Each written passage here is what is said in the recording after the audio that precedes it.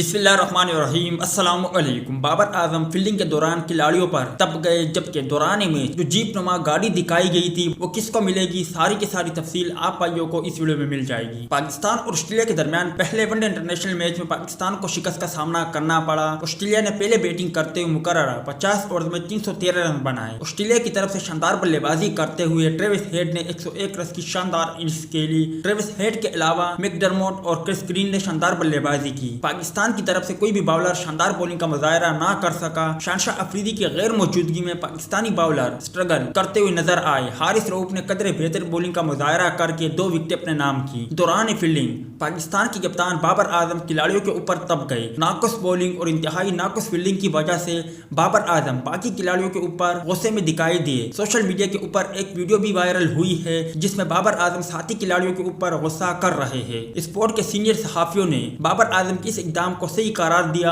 उनका कहना था कि पाकिस्तानी बाउलर फील्डिंग कहां सेट करते हैं और बॉलिंग किसी और जगह करवाते हैं। पाकिस्तानी फील्डर ने ऑस्ट्रेलिया की बैटिंग के दौरान इंतहाई नाकुस फील्डिंग का मुजाहरा किया। दूसरी जानिब दौरान मैच बेग बीजे 40 जीप नुमा गाड़ी जो दिखाई गई थी, जराये से खबर मौसूल हुई है कि ओडीआई सीरीज के दौरान मैन ऑफ द सीरीज का अवार्ड जिन खिलाड़ियों को मिलेगा, ये जीप नुमा गाड़ी उन खिलाड़ी को बतौर इनाम दिया जाएगा। आप भाइयों को क्या लगता है कि बेग बीजे 40 किसके नाम रहेगी? कमेंट सेक्शन में लाजमी तौर पर बताएं।